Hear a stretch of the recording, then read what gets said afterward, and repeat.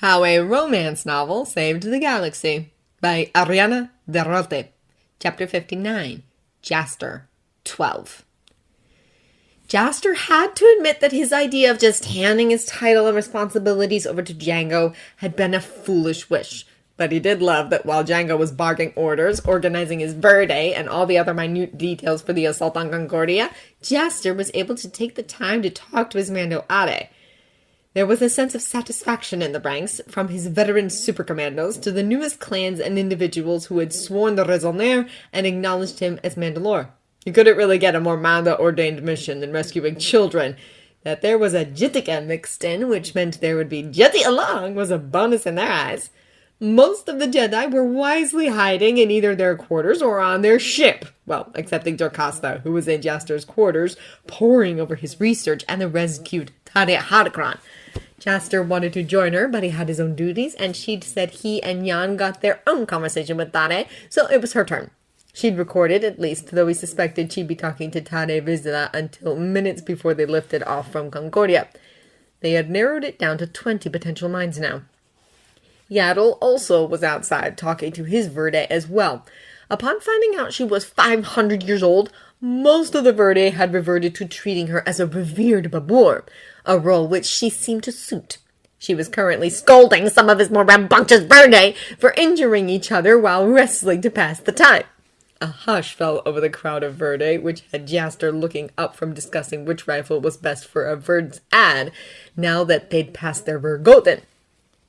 A group had marched into the main staging area, clad in armor dominated by the color yellow. They were too far away for him to make out their clan insignia, but the yellow. He had his suspicions. The group was making a beeline first towards Django, then veering off towards Jaster when they noticed his armor. Now they were close enough for him to see their symbol. It was Clan Wren. They tended towards yellow as their clan color. At their head was the clan and house head Countess Ursa Wren. She was a young, beautiful woman with amber eyes, tan skin, and dark hair bound tightly to her head so it could fit under a bouquet. Her stare was as cold as the Clan Wren homeworld crow nest as she looked at him. Mariel? House and Clan Wren are here to join the rescue efforts. All are welcome, providing they swear the raisonnaire and to my leadership. Jaster kept his tone mild, even as excitement surged through him. The Countess gave a sharp jerk of her chin. Understood, Mandalore. It was the first time she'd ever called him by his title. She and the Verde behind her brought up their fists to their chests. Bajor Balbeskam, Arnov Alit, Mando Balmandalor, Al Virkun Mi. Clan and House Wren are all at House Mariel's service, Mandalore. Ni vore, said Jaster gravely. With his acceptance, House Mariel was now the largest house in Mandalorian space. He had an incoming comm from Duke Kryz. Jaster had hoped Clan Kryz would join them for this assault as well, but when they hadn't arrived, he'd ordered they take off. Django and the Jedi had the minds narrowed down to the last 10 at this point. The blue color of the hollow made it hard to tell, but Jaster thought the dark line trailing down the Duke's face and splashed over his breastplate was blood. Mandalorian. Duke Kryz, are you all right? The Duke bared his teeth in a surprisingly fierce grin. In Jaster's experience, the man was usually calm and controlled compared to your average Mandalorian. Governor, no, former Governor Almec just tried to kill my lawyer. From his ranting during the attempt, he, most of his council, and a large swath of the police are corrupt. Jaster blinked. Well, that wiped out most of the ruling New Mandalorians then. Is he still alive? I shot him in the leg, but we're treating it. I have my guards arresting the council members, but I'm afraid I need the more martial of my clan here to deal with this. I've authorized any clan sworn to House Kryz to join you on your campaign if they wish. There are a number of issues I must discuss with you regarding the Mandalorians and the situation on Kalevala before I am willing to swear the raisonnaire. There was a warning in his tone. It would no doubt be a long political negotiation.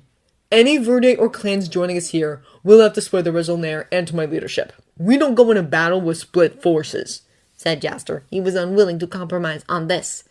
The Duke nodded sharply, then winced, probably from the head wound. They have my permission. Some would no doubt swear as individuals like Erta and Benin Kryz. but it seemed House Muriel might have a few more clans before the end of the day. I need to stay here and deal with the situation with the new Mandalorians, but there is a group of them who wish to come help. They are mostly made up of doctors and nurses, parents of missing children, and teenagers from the Royal Academy. They won't fight, but wish to give medical support to your forces. I will provide them with a ship and supplies. Well, that was good to hear. Jaster, like most of the true Mandalorians, didn't really understand the pacifism the new Mandalorians professed, but he didn't have a problem with it. What he did have a problem with was their speciesism and disdain for Mandalorian culture.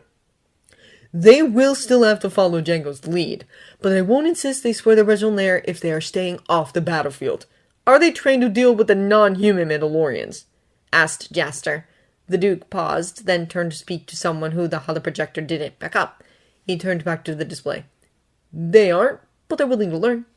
Jaster made a mental note to suggest Jango only sent Verde who were base humanoid to the new Mandalorians for treatment. Well, then they're welcome. But I would warn them they're likely to face some hostility from my Verde due to the recent revelations on their schooling system. Some of the concerned Boran teenagers would probably be given a pass, but the rest?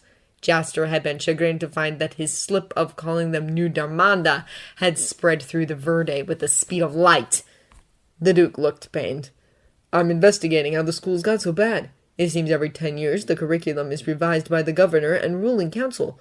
Older new Mandalorians remember learning Mandalore's history, though not with the sort of detail they really should have.